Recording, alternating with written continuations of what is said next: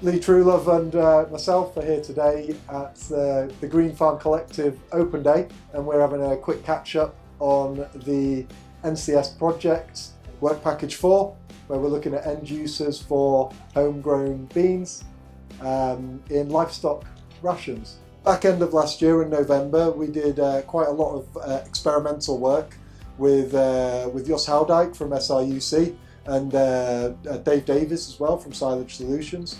And we were processing the beans using heat and also dehulling, because of course with the project there's the ruminant element and the monogastric element. They're kind of the expected improvement in nutritive value that we'd seen from kind of very early work done in Denmark a few years ago.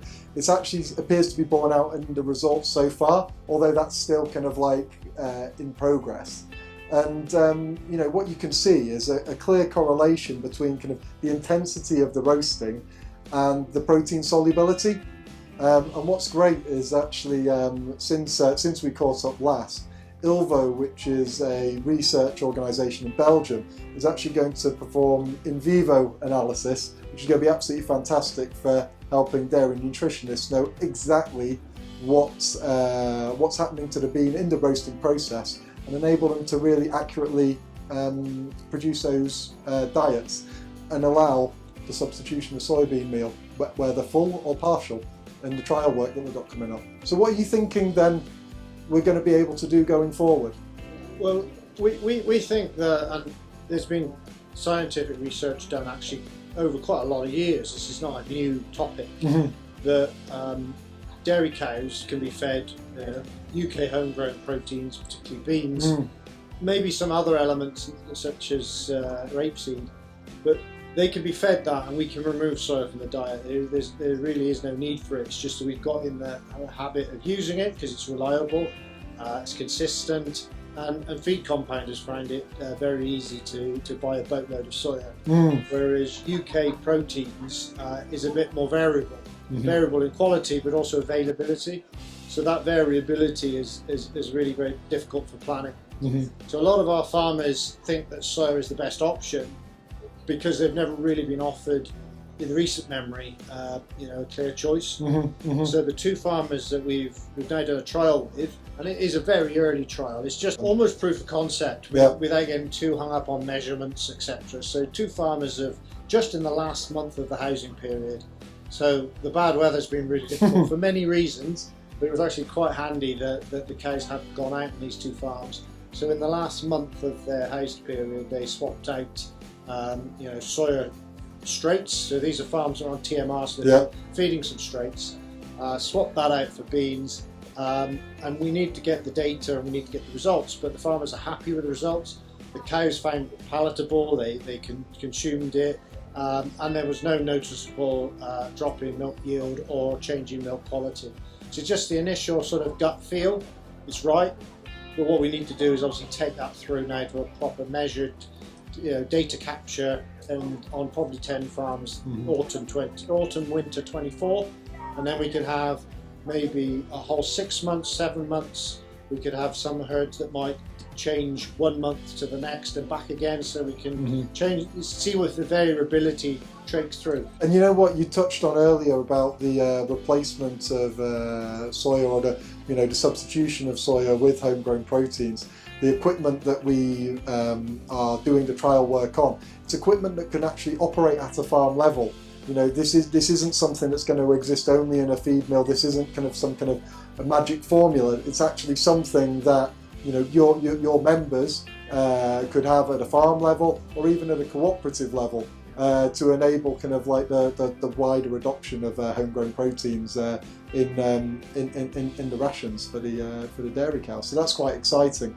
And the next step for us, isn't it, is really finding those dairy farms this autumn who are going to be able to engage with a more detailed trial, isn't it? Absolutely, yeah. And we'd hope to get a bit of geography, a little bit in Wales would be good because we've got a lot of farms in Wales. We've done this first cohort in southern Scotland and Cumbria, so some more there, a few in Wales and possibly some in the Midlands. And actually link in with our customers. So our customers that want to help us on this, share some data with them, maybe even use customers that also buy arable and grain products, and try and create a sort of virtuous circle. Yeah, and that's what's brilliant about the whole project. Is really what we're doing is we've been working on the science and that work with SRUC, and now we've got the opportunity to actually kind of put that into practice as well, all within the one project. So that's a really exciting opportunity. It is, yeah. I think we've got a lot to go for.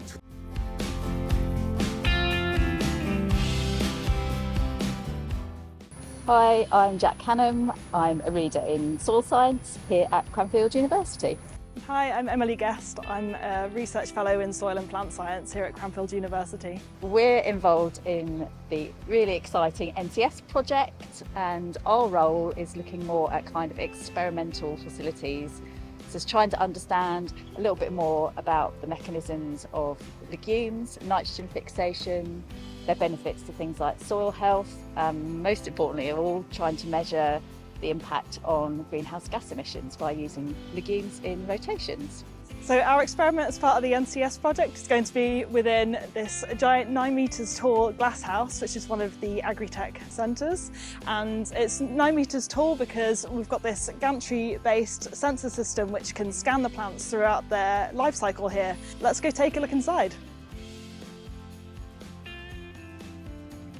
So as part of the first experiment that we'll be doing, we will be having 18 of these big metre-cubed lysimeters, which are filled with a clay loam soil. And within here, we're going to have half of them planted with spring beans and half of them planted with spring oats.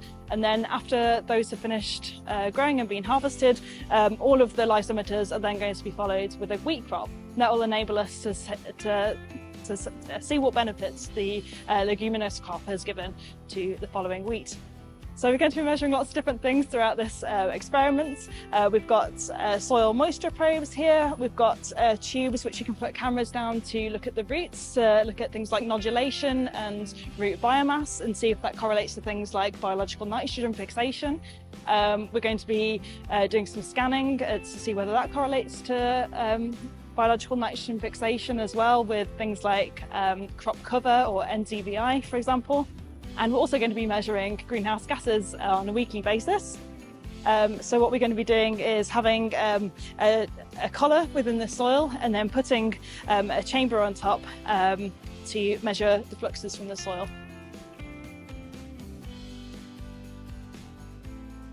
I'm Jenny, I'm a soil scientist at the Allerton Project, and here we're taking part of the NCS project with some on-farm trials. We're interested in the nitrous oxide emissions coming off this field, particularly interested in what the nitrous oxide emissions would be after fertiliser application, after heavy rain, and during crop residue breakdown when the nitrogen from the leguminous crops is released. We have this specialist piece of equipment that measures greenhouse gases. This is a gas analyser, and it can measure 6 different greenhouse gases at the same time from the field. We use a soil chamber which goes directly on the soil and makes a closed system, so all the gases coming off the soil, trapped, go through the analyser, and we can watch as they increase in the headspace of our soil respiration chamber. This is set up to currently measure carbon dioxide, methane, nitrous oxide and ammonia at the same time.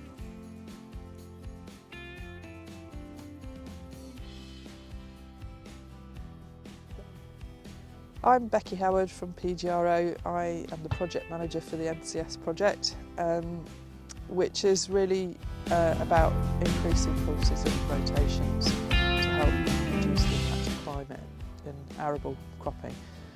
PGRO leads the project as the managers. We're heavily involved in most of the work packages.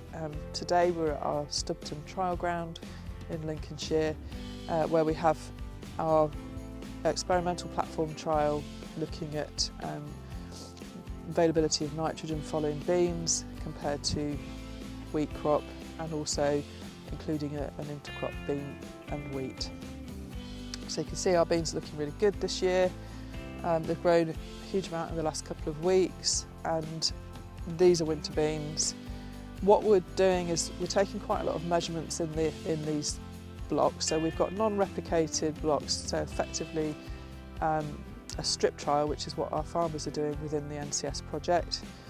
We're measuring soil moisture across the different plots, so looking at how that varies depending on the crop that we're growing or the intercrop. We're looking at soil mineral nitrogen, and we'll continue to look at that over the next 5 years to see how long that remains available in the arable system. We are measuring greenhouse gas emissions in each of the different plots, and also we've got these new soil end sensors that have been provided to help us sort of see how that compares to our soil mineral nitrogen test that we've sent away. We're at the end of our first year of the project, so we have a 4-year project and we've just sort of passed the 12-month period. Everything's going really well. We've got our experimental platforms in one of the work packages, one at the James Hutton Institute, one at Cranfield University, one at PGRO, several agri trials, and also the Allerton project at Loddington, which is part of GWCT, are also running a pea bicropping trial as part of the experimental platforms. We've got 9 Pulse Pioneers on board for the 2023 to 24 season, and we are looking to recruit for next year. So anybody that's interested in being a Pulse Pioneer for next year, please come and see us at Cereals. And animal trials are ongoing, so there's been a lot of headway with the animal trials and the processing of the bean products into both sort of forage silage and also into a bean crimped heated product as well. So we're getting on really well, and we're also of course working on the environmental impact and the life cycle analysis in other work packages. So our partners have all been working really hard and we're making good headway. Hi, Paul Barnes from South Ormsby Estate up here on the Lincolnshire Wolds. Welcome to our bean pulse pep trial field. What we've got up here on the Lincolnshire Wolds and in this field is 3 individual trials looking at the use of 3 different products. One we're going to start with is Vixaran. Next product, or the next trial site, is going to be a Vixaran and Nutricia mixed together. And then the third trial site will be just purely Nutricia, and then we've got the control, which is untreated. Within each trial site, we're roughly looking just over about 2.5 hectares for each trial site. The whole field itself is 16 hectares, so hopefully over this first year of trials, we'll be able to build up a good indication of the beans, fixing the nitrogen into the soil, how we can also look at developing potential future harvesting methods, cutting back on harvest losses, but also just trying to increase our knowledge on the benefits of pulse crops within the rotation here at South Ormsby, and especially within an organic system for this crop, but also for the next following crop, which for us, which will be for spring wheat, a big crop that we're trying to grow on the estate, hit the protein market, and then add that on to an added value product where we can talk to our local producers, millers, bakers, to produce this full cycle of crops that are grown locally within the estate.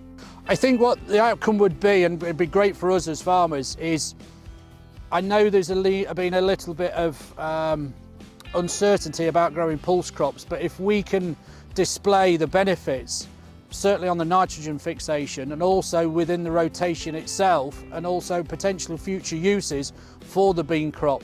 So I think over the next 3 or 4 years, understanding, dare we say, the depletion of the nitrogen that's been fixed by the beans, but then also following on from that, what benefits we can get from future cropping. You know, do we need to have a look at bicropping, you know, further down the line to understand that? So I think it's an exciting opportunity at the moment on stage 1 for the trials that we've got here, but then working with Boffin and Pulse Pep over the next 3 or 4 years just to understand it. So we've actually got full field scale trials that we as farmers can understand and replicate and move that knowledge forward across the industry.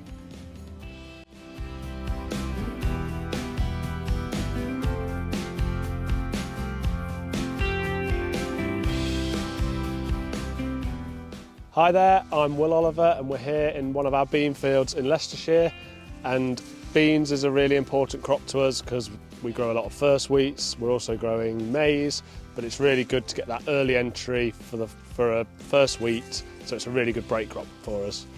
I've decided to venture into this trial with Boffin because I feel like beans are often overlooked when it comes to trials and research.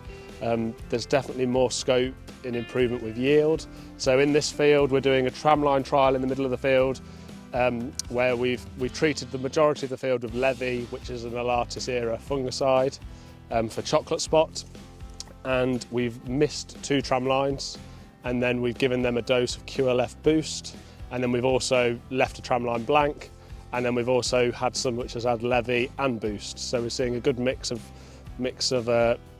inputs, and we're just going to see if the boost is having an effect on disease control.